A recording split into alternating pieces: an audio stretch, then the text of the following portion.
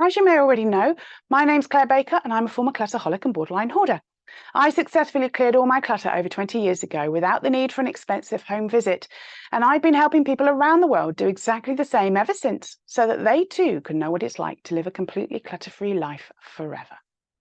As a result of my own experiences with clutter and having worked with clutterholics and hoarders for over 20 years, I know that people who struggle with clutter also struggle with making time to do the doing to clear their clutter. We're extremely in time, which means we're impulsive, impatient, we get quickly and easily distracted. It's why we blitz, pile, weed, move and reorganize our clutter rather than take the time that we need to actually clear it. So today I want to talk about one of the tough truths about time that we have to accept when we're on our clutter clearing journey. And that tough truth is that you will never clear your clutter forever unless you get into a routine of doing the doing.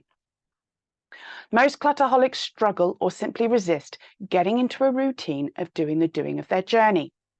This is because those of us who struggle with clutter are predominantly in-time people, which means we struggle to focus and finish things, follow a plan, are impulsive, act on our emotions, hate lists, and rarely meet deadlines because we struggle to plan. We're often doing many things at once and get quickly and easily distracted and bored, which means we rarely create reliable routines that turn into habits. It's not that all these characteristics are negative. It's good to be impulsive and follow our emotions, be spontaneous and ignore the plan or the deadline occasionally. It's just that being in time most of the time means it's harder for us to successfully clear our clutter because we also need to regularly be through time, follow the plan and do the doing. To succeed on our journey, we need to plan ahead and importantly, follow that plan. To make time to clear our clutter, which in turn will enable us to create the reliable routine of doing the doing, which will enable us to consistently work on our clutter, which will enable us to clear our clutter forever. The reality is, you will never clear your clutter forever unless you consciously make time to get into a routine of doing the doing. There are 3 simple ways to do that on your journey. Yet for an in-time clutterholic, these can seem like a huge challenge because of the resistance they feel to focusing and finishing things. So there are 3 practical things you can do to get into a routine of doing the doing when you're on your clutter clearing journey. First, do and use your weekly planner. Your weekly planner is your secret weapon to get into a routine of doing the doing if you use it correctly. Simply planning your time to do the doing each week isn't enough. You have to actually follow your weekly planner by doing the doing of watching and following your journey videos when you plan time to do it. Second, focus on being a successful snail.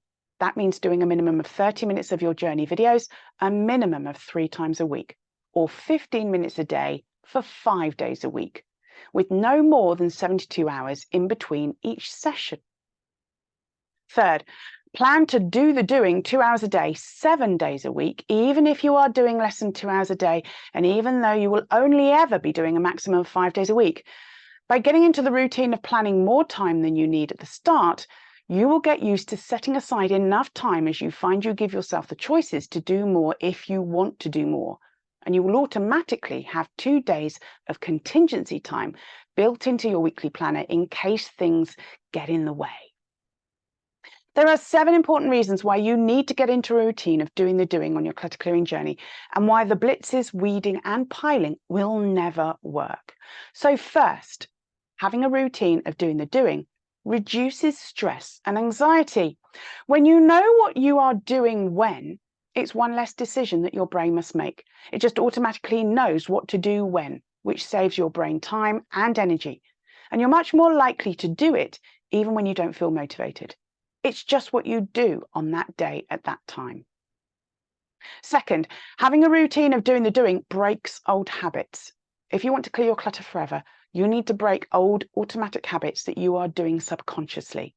Although a routine is an effort, and for a clutterholic something we actively resist, it is essential to break the old habits we have that we've had for decades if we want to stay clutter-free forever.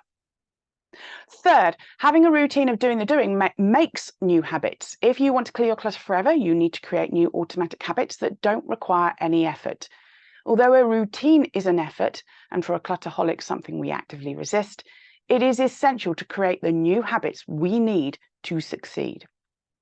Fourth, having a routine of doing the doing makes it easier to protect your boundaries, especially with other people.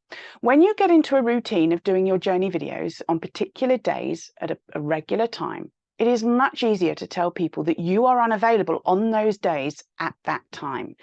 I always recommend that you treat your journey like a part-time course that you do on the same days at the same time each week during term time. Why?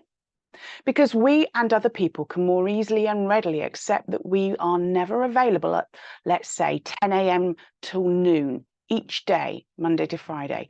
People will soon, or eventually, learn that they won't be able to get hold of us until lunchtime at the earliest. If you keep changing the day and time each week, your brain is less likely to get into a routine, break habits, you are less likely to protect your boundaries, and you are more likely to procrastinate, sabotage, and just like you have in the past, give up. Success Club members are easily able to treat their journey like a part-time course and protect their boundaries because they have a live group session 5 days a week. Fifth, having a routine of doing the doing leads to better mental health. Researchers have found that routines can make you happier and improve the symptoms of depression, bipolar, loneliness, and more. Sixth, having a routine of doing the doing simply leads to success.